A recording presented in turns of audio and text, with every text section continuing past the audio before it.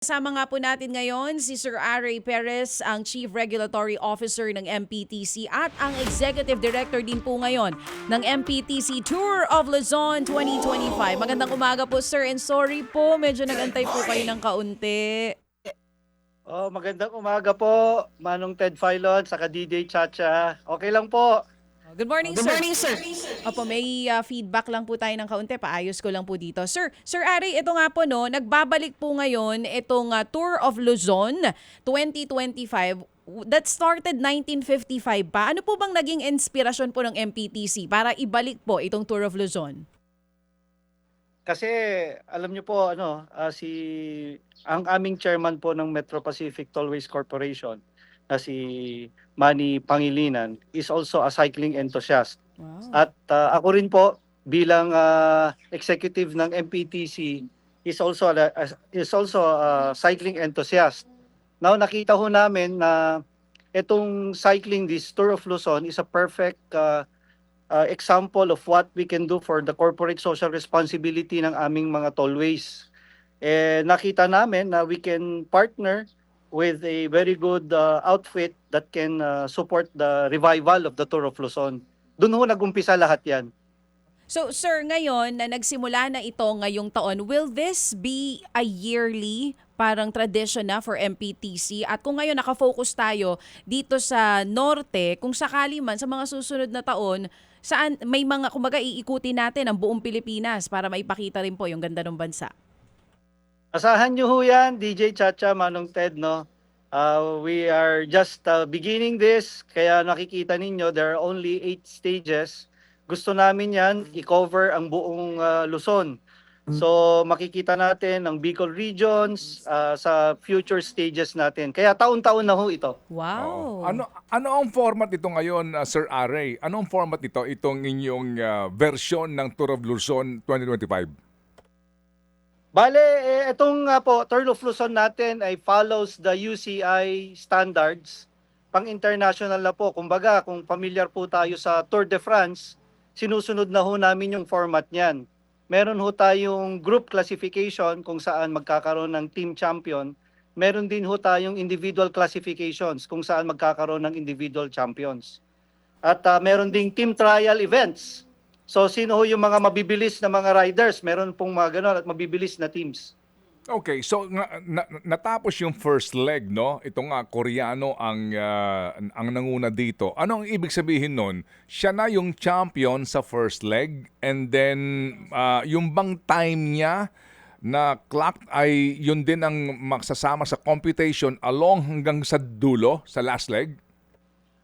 Yung champion natin for stage 1, para sa stage 1 lang ho yun. Pero yung Korean natin will get the yellow jersey. Yan. Na he will protect that yellow jersey for the next stages.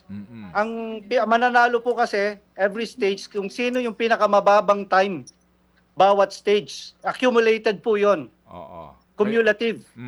Yun. So kumbaga nga, maaring ikaw hindi nakakuha ng first leg, babawi ka sa second, and then eventually may overall champion, ganon. Ganun po 'yon. Oo. Pagsasama-samahin ho yung time nila for every stage per individual at saka per team. Okay. Sino ho yung pinakamababa, yun po yung magcha-champion for teams and for individuals. Sige, so sa individual kahapon itong ating guest na Korean, participant, paano ang kwentada sa team? Paulit po, Manong Ted, sorry po. So paano yung kwentahan yung sa team sa team scoring? Paano? Oo. Sa pagkakaalam ko po, there are 7 riders per team. Ngayon po, ang binibilang talaga dyan yung first 4. So yung first 4 na pinakamababa dyan ay doon nakakount yung... But actually, hindi lang ho yung first 4 pala, no? Lahat ng mga time ng mga 7 riders will be totaled together. At Yun. saka kung ano yung total nun, at sino pinakamababa, yun po yung number 1. So dapat dito lahat ng member ng team nakakatapos ng bawat leg. Dapat po yon. Pero ganito po yan, meron pong rule din na kasi hindi maiiwasan na mababawasan yung mga riders kasi nagkakaroon ng mga aksidente o Yes. minsan hindi na kayang tumuloy. Mm-mm. So meron pong rule na minimum ay 4 cyclists per team na makatapos all the way to stage 8. Oh, doon sa minimum na 4, best score nila yon. Doon sa kung 7 sila o 6 na natira dito, kukunin pa rin yung best score, best time nung 4. Ganon. Tama po, tama po. All right. Dito ba walang babae nakasali? Wala po. Siguro sa mga susunod na mga gagawin natin, pagsasama din tayo ng event para sa mga babae. Pero Kasi mahirap po magsama, mag-mix. Iba yung sa babae. Pero, para Oo. doon sa mga cycling enthusiasts tulad ni Sir Aray, Oo. pwede sumali ang mga babae sa Sunday. Executive race ang tawag. sige, sumamay pag-usapan Oo, natin yan, yes. executive race na Oo. yan, ano. So sige. So dito ngayon sa Tour of Luzon na ito, ano premyo dito, Sir Aray?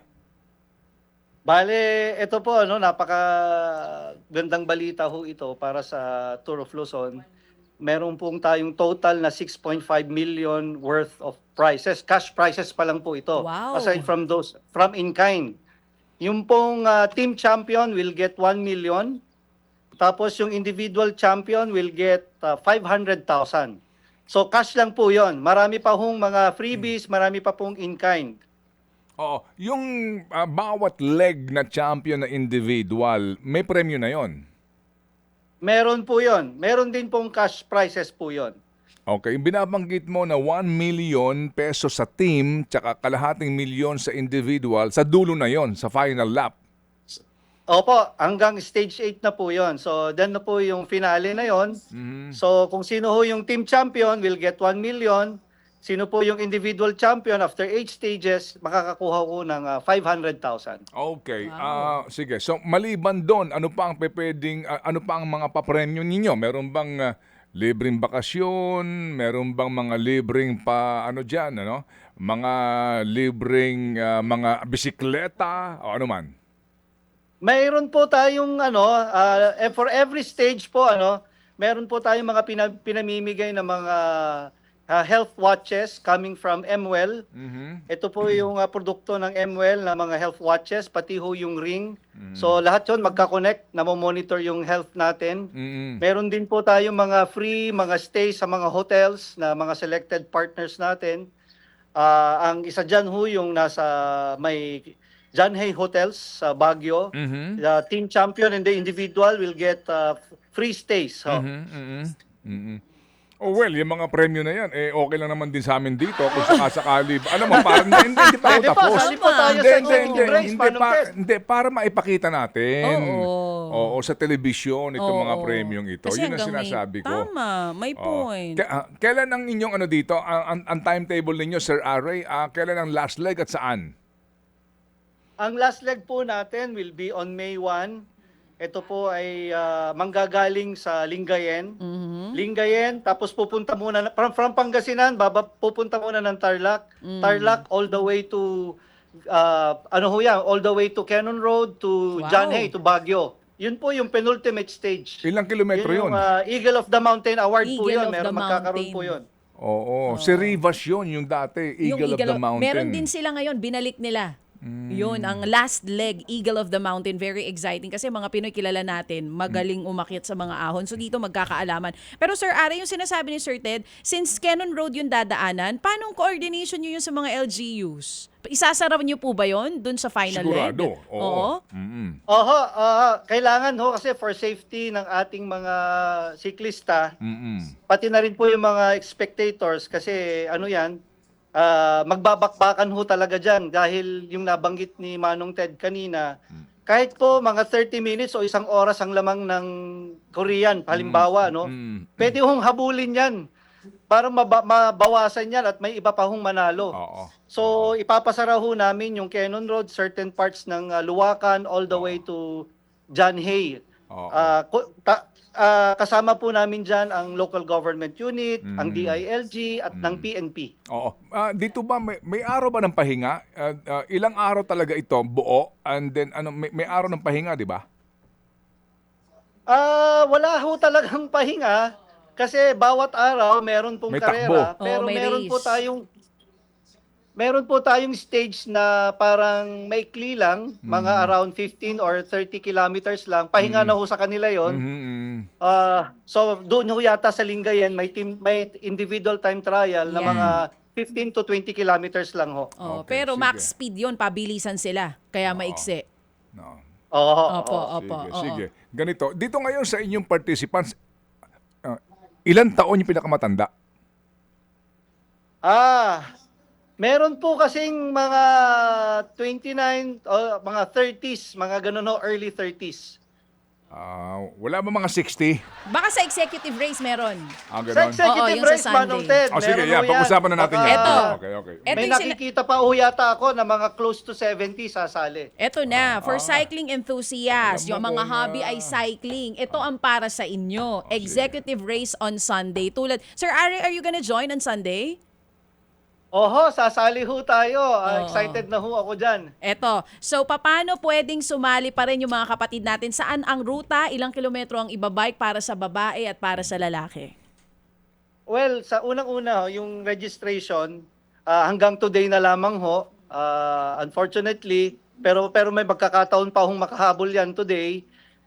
Makaka-join po kayo, puntahan nyo po yung aming website sa tourofluzon.com. Yun pong stage natin ay manggagaling sa Clark sa may Mimosa. Papunta ho yan sa pinakamabagong city na New Clark City. That's 84 kilometers. 84 kilometers Medyo lang? Kaya ni Ted Filon 84 yan. kilometers lang ang Wala ba gagawin mas ni mahaba DJ Chat. dyan? Kaya ni Ted. Manong Ted yan. Ha? Sali ka? Hindi. For male yun, for male. Okay, Oo. okay. For female po, Meron po tayong male, meron po tayong female. Marami po, no? It is a mixed event. Oo. Okay. Tapos meron din pong mga team na mga sasali po dyan. Sir sige. Ari, dyan, meron ding cash prize. Meron. Meron tayong cash prizes, meron din tayong mga prizes in kind na yung mga nababanggit ho ninyo, baka may free stay sa Clark. Eto, okay. last Sige. na lang po sa akin. Pwede na Sige, lang kung may tuloy mga mo lang, tanong. tuloy Sige. mo nung Eto, anong Sir last? Ari. Walang last dito. Ito. Ako, gusto ko malaman kasi may mga international teams tayo ngayon joining yung elite race kung tawagin. Ito yung mahahaba nga talaga yung binabike. Tinitignan na po ba natin ngayon if this is a first lang na pagbabalik ng Tour of Luzon na parang yung Tour of Parang Luzon... ano? Parang... Ginugulo ako ni Manong Ted, Sir Ari. Hindi, Kumbaga, parang, tinitignan na po ba natin ngayon ang posisyon ng Tour of Luzon sa Asian cycling sense na in the future, kung may Tour de France, laging dito. Pupunta yung mga different Asian cyclists para dito po mag-kompetensya.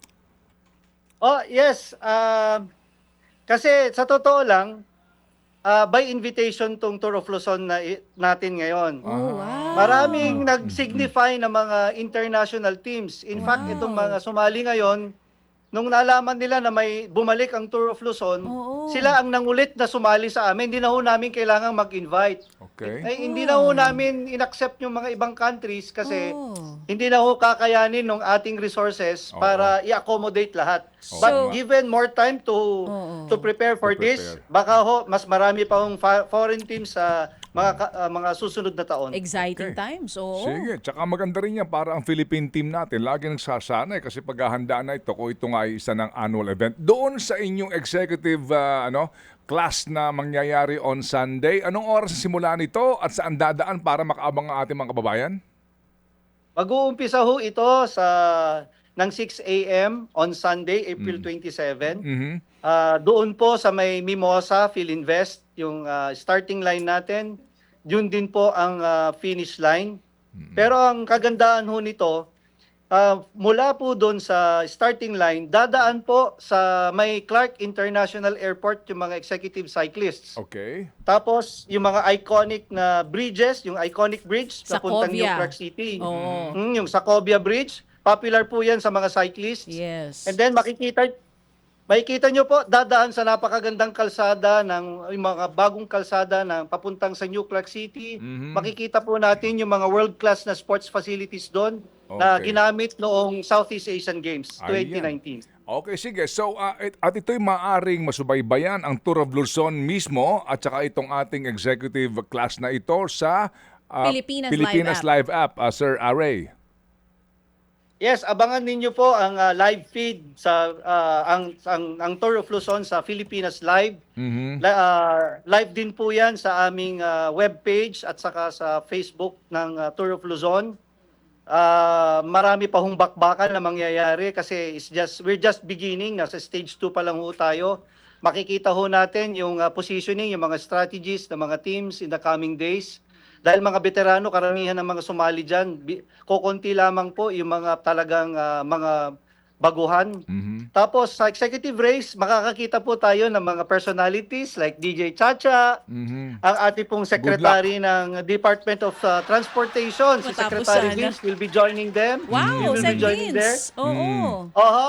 At ang presidente ng Toyota Motor Philippines, Will also na be si joining. Mr. Hashimoto, will be joining that executive race. Wow. At siyempre po, nandyan din po si Philippine Sports Commission na si Chairman Bachman. Okay. Sasali din po siya. Okay. Among other personalities na sasali po. Sige, isa lang ang aking panawagan kay Chacha. Siguraduhin mo may pasok sa Lunes, ha? Meron yan. Okay. Oo naman. Sina Sir Malakas Aray ang balita bahala ko po, sa Manong akin. Ted, napakalakas po ni DJ Chacha. Ay, Kaya nako. baliwala yan. Malakas kumain, yes! Huwag mo akong sigawan. Hindi, Inuunahan kasi mo ko eh. Baka mag-expect Excited sila ka eh. Nag-remind na nga si Mama. Doon lang daw nalin. ako sa dulo. Mga budol po, mga cyclist, kunwari, mahihina, pero malalakas yan. Hindi, kasi nakita ko bisikleta nito eh. Nakita 4x4 eh. Maganda ho ang bisikleta ni DJ Chacha. Ang laki ng gulong. Parang gulong ng truck eh. May makina pang akyat sa ahon. Oo, May sige, makina pang anyway. akyat eh. So Sige. ayan, nako So, ngayon. I'll see you in the iconic bridge. Yeah, nandun ka? Sa San Monico Bridge. Doon ako mag-aabang sa iyo. Sige. Salamat, Sir Aray, Thank ha? you, sir. Opo, at good luck sa inyong napakagandang adikain na ito. Yes. Mabuhay ang mga participants sa Tour of Luzon at maging sa mga organizers nito. Salamat na marami, Sir Aray. Mabuhay po kayo. Maraming salamat po. Thank you very much.